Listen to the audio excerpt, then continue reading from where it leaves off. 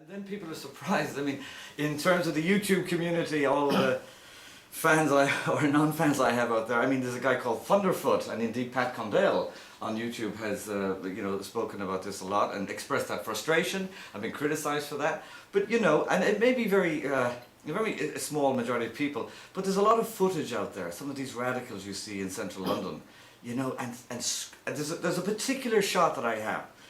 And there's a wall of police, and they're just standing there facing off these, screaming into their face how Islam is going to take over Britain and destroy everything. I mean, that's a measure of the tolerance. But we're not even allowed to say, would you look at the video? What do you think about that? And I'm not preaching hate. Who's preaching hate here? Yeah. I mean, it is silly, and I think people get it all mixed up in their head, and they throw words around like fascism. What's that all about? I mean, it has so many colours. I know people who are very fascist about Manchester United football teams. They get very upset, or Celtic and Rangers or something like that. For me, fascism is denying people the right to speak, regardless, including you. And that's why I'm here. I spoke to a member yesterday called Sophie Infeld. She's with the Liberal Democrats. She's an outspoken humanist. And I posed a question to her, and I'll repeat it again. Well, I know what you're going to say perhaps, but I said, given the fact that Geert Wilders was finally vindicated by the court, for the hate speech thing, or in incitement to, I can't remember the actual charge at this minute. But the point is, anyway, with all the media coverage, he was exonerated. Yeah. The judge said, you were a bit stupid, you said, you did possibly offend, but you haven't broken the law. And I posed a question to the member, should he have been charged in the first place? And she's no fan of Geert Wilders, and she said, no, he shouldn't have been. And it's kind of that territory I'm talking about, Nick, that I'm terribly worried. That, especially from religious, I mean, you think you get hate against you. I mean, this atheist community, all outspoken, as Richard Dawkins has said, we're shrill, we're strident, we're arrogant, we're aggressive, as I explained on camera, Atheist International, Richard Dawkins Foundation, British Humanist Association, I get people looking at me, like anything, so I think it's just perception of people. But the point is freedom of speech in that way. Can I move on to immigration? Sure. Just actually on that. I'm doing a lot of talking here. Yeah. I'm sorry. It's the Irish coming out of me. Anyway, well, okay, it's succinctly. I break down immigration in terms of two things. Resources and integration again. But just on resources. If you have unlimited immigration, it's just nice and softly, I don't care where you're from. If you think, and this argument has been made, that if it's very sudden, as we've had enlargement, it overwhelms local infrastructure like schools. They perhaps don't speak English. It causes problems for teachers. Accommodation. Local police don't know their community. All of those kind of things. And I think it's gone...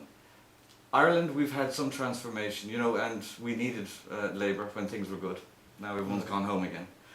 I think it is... I don't think everyone's gone home. I think the East Europeans have gone home. I think the Africans have stayed. Sure.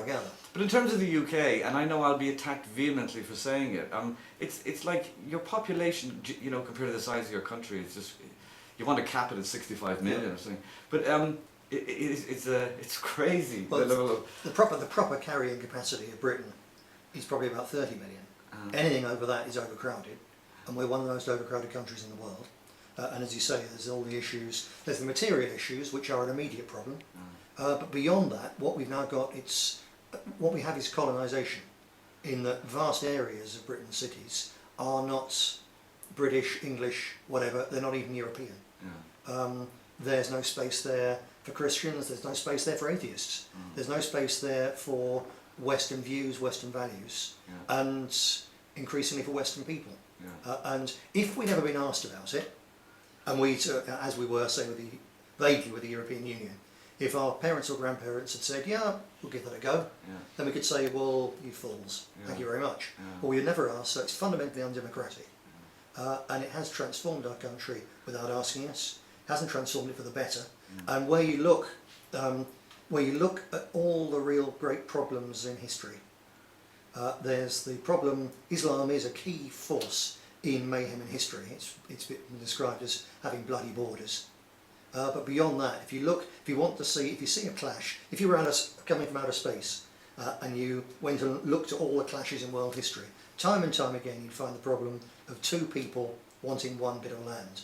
And why on earth did the ruling elite decide they'd had the great idea of bringing 100 different peoples in to one bit of land, and just thinking that just for once they could reverse the normal pattern of history, because I don't think they can.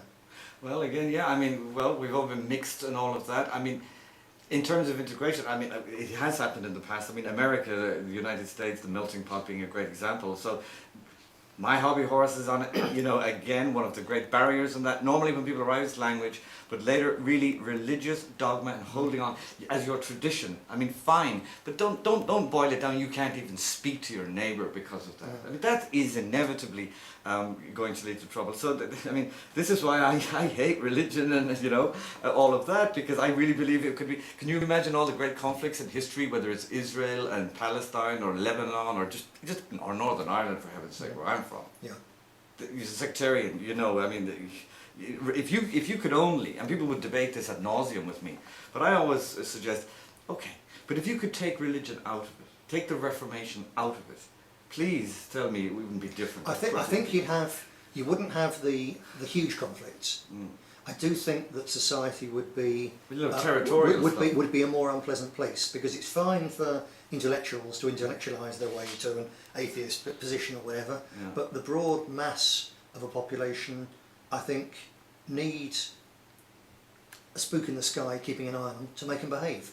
And if you're bringing up children, then I think you can assume that they're better off in a culture which is fundamentally religious, without being religious fundamentalist, because then you get into wacky stuff, rather than one which is the alternative, which is you know, a godlessness that doesn't matter, but it's therefore there's no higher values. Therefore, I can do what I damn well like, which, as I say, is not what an intellectual atheist thinks. I know, but I think that's the likely tendency of human populations. You know, we've got religion for a reason, that it's evolutionarily beneficial to the human group. That's why it's there. That's why lots of people have a religious impulse, because it enables them to get over hard times, probably makes them better parents, better members of their community, for their own community.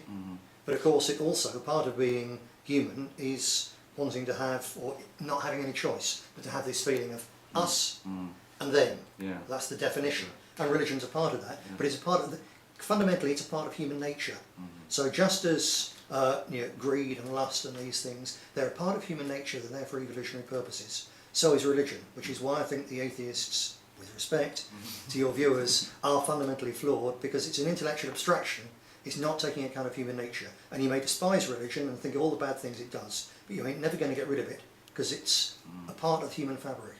Probably the case. I just think, yeah, fine. I just think it's tragic, Nick, because as Richard Dawkins has said, genetically we are, you know, we're all from Africa. In our evolutionary terms, you mentioned evolution, we were a bottleneck species, you know, genetically. We nearly lost it. We were down to a few hundred or a few thousands, they estimate. You know what I mean? It's a miracle we're here, and it's a pity that after all of these years, you know, that we've ended up a lot, you know, as I talked about Egypt there and other things, that people are still killing each other over superstition. So I agree with you. It's probably it's genetic. There's a lot of debate about that, where we're hardwired for it. But if that being the case, then why should I have come to that conclusion? I didn't grow up atheist, you know, whatever. Listen, I have to let you go soon. One question I have to ask you though, can't resist, because I'm a member of Amnesty International. I know your policy on the death penalty, or the party. Do you think you did well in the last election? Do you think you'd have done better even if you know, dropped the death penalty? Because I think a lot of British people are even persuaded, they're angry about crime and all the rest of it, but you know, all the statistics have always shown that besides someone's moral view on it, I think science and statistics has shown that it never and never will act as a deterrent. So do you think you would have gotten more votes, or even expanded your base on that? On the contrary, I'd say that if the likes of the BBC allowed us to explore other issues, such as control of crime and so on, instead of always pigeonholing us as we, you know, in their terms we're racist, in our terms we only think about immigration, when in the last general election it was less than 10% of our overall manifesto. If we were allowed to talk about other things, we'd get a lot more votes, because again, while the intellectual elite aren't keen on the death penalty, there's clear from opinion polls that 80-85% of the population think that in certain circumstances it should be available, and we're the only people who speak for that 80-85%. So you might not like it, but if you're committed to democracy, then it's not for a ruling elite to say to the masses, you can't have that. It's for the ruling elite, which you always have to have in any society, to temper perhaps perhaps a simplistic mass feeling and say, but what about, so how do we dovetail it? So you mentioned science, and the key problem, I believe, is the possibility of executing someone who's innocent. I've got no problem at all, and nor have most people in our culture, with executing someone who's guilty of murder. No problem at all. It's the innocent man, the innocent woman, which is the problem, which is why in our position I moved the party from the death penalty for murder, premeditated murder, to the death penalty for premeditated murder where there's corroborating DNA evidence. And then really you do not have. The only possibility then is if someone's fitted up, and you deal with that by saying anyone caught doing that suffers the same penalty. That would be a deterrent. And you say it's not a deterrent, I think it is. And if you look at there are a number of reasons for the breakdown in our society, and all sorts of criminality, including a massive increase in the number of murders. You know, when I was little, it was a front page story in all the papers, a murder anywhere in the country. Now it's a little piece in a local newspaper when someone's murdered. There's been a massive increase in it, and I've no doubt, and certainly the public have no doubt, that it's because there isn't a deterrent anymore, because life, meaning 10 years, isn't a deterrent. Sure, it's a view. We have to disagree on that one, I'm afraid, because I mean, the Muslims do it. They cut people's heads off and all that. Can I just say? And usually, it deters people. Right. The number of people who will speak out against Islam is distinctly reduced by the fact that you run the risk of getting your throat cut for doing so. Can I ask you? I don't mean to be facetious. I really don't, Nick. But would you put the rope around a man's neck? Would you be the executioner personally? I would give the opportunity, first of all, I think probably seriously it should be done by professionals. But let's say in terms of pulling the lever, I believe that the family are entitled to that. But I'd be quite prepared to do it for someone who'd murdered not just a child of mine, but a child of somebody else's, because I think they've forfeited the right to life. And I also think it's not just about revenge, although that comes into it. It's about society marking out its revulsion against certain things. And it's a matter of thereby of societal cohesion. So I think it's necessary. Because I think it's necessary, although I wouldn't want to do it, and it would probably give me sleepless nights, I would do it because I think that's the duty of people involved in society, to take steps which are required to keep society stable. Right on. There I have to leave it. Thank you very much for your time, Nick.